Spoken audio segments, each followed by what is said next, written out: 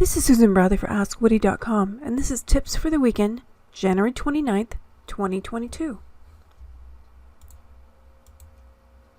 Well, we've come to the end of the month, and we've also come to the end of the week of a week that was Privacy Week. And did you know it was Privacy Week? And did you make any changes as a result? Did you consider privacy in any of your actions you did this week? Now, I'm going to give you some links, and they're going to be in the blog post as well. And I want you to go through several of them, and in particular, take a look at one of the links in particular. So these links include the link to the overall Data Privacy Week, and it's going to talk about some issues on the Stay Safe Online website.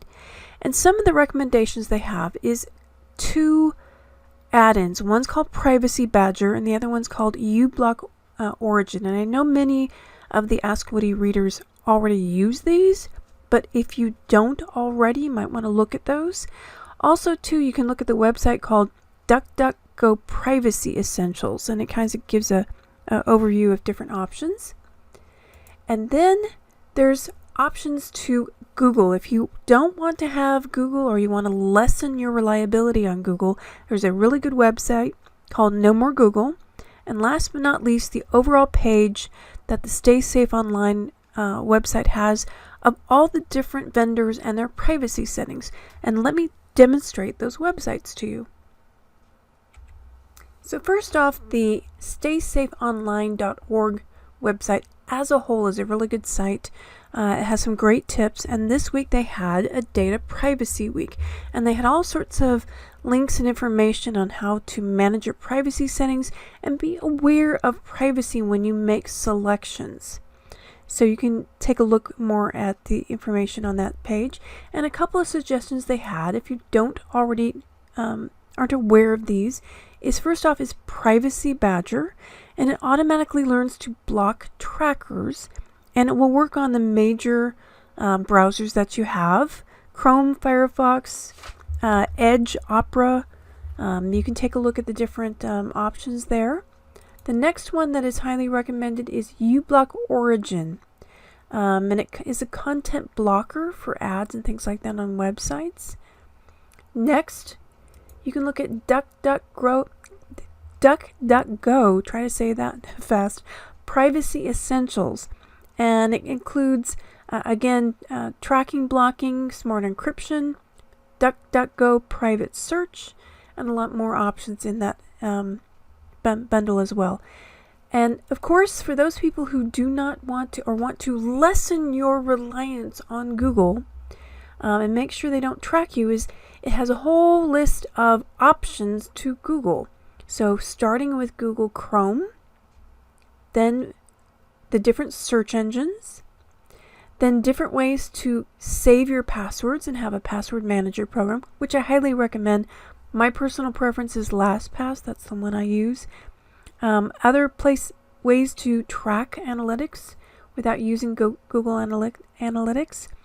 Options to Google Mail, the various different mail platforms. Options to Google Docs. Options to Google Sheets, options to video, options for maps, weather, authenticator, Google Blogger. You get the idea. All sorts of different optional sites and products and websites if you want to lessen your reliability on Google. And then last but not least, I highly recommend this page called Manage Your Privacy Settings.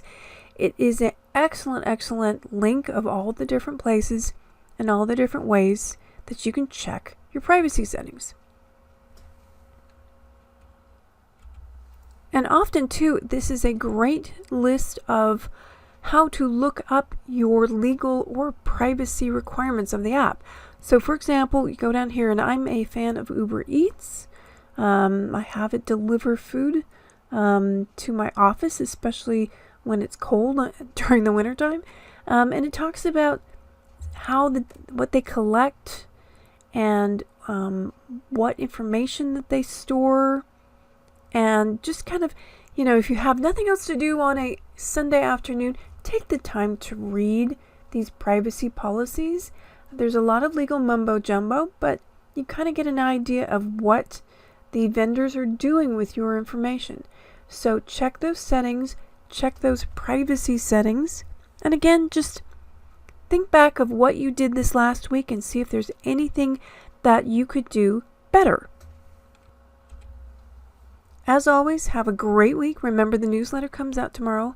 We are on MS DEF CON 4. It's time to install updates. Remember that for servers in particular, I want you to install the out-of-band updates, not the main updates. I'll show you what I mean. For any servers that are of the Windows 10 variety, and what I mean by that is Windows Server 2019, Windows Server 2016, and Server 2022, I want you to jump over the main patch that came out on January 11th and instead install the one that came out on January 17th. And you'll see this in the master patch list down here as we're the darker green and it says businesses install this. I want you to do the later update, the one that was done. It's called out of band. For consumers and home users, it's okay to install the main January update, the one that came out on January 11th. But for business users, I recommend that you jump over and install the out of band. Now, for those of you on older platforms like Server 2012 R2, again, for consumers on the Windows 8.1, it's okay to install the main one that was released on January 11th. For servers, however, I want you to do both this main update and you need to install the security only out of band that was released on January 17th. So down here on this pre-Windows 10, you have to do the main update and the optional out of band update. And you don't have to reboot in the middle. You can install one and then the other. So you want to make sure you do them both. Again, just a reminder that if you're up on Windows 10, you just pick one or the other. You don't have to install both. Remember, updates in this category are cumulative. You don't have to do the two updates. So updates down here in this pre-Windows 10 are not cumulative. So you must do both. So look for those dark green installs and make sure for those of you that are patching servers, again, up here, only one. Down here in the pre-Windows 10 era, you need two. As always, come out to the forums and ask any questions for follow-up. Until next time, this is Susan Bradley for AskWoody.com.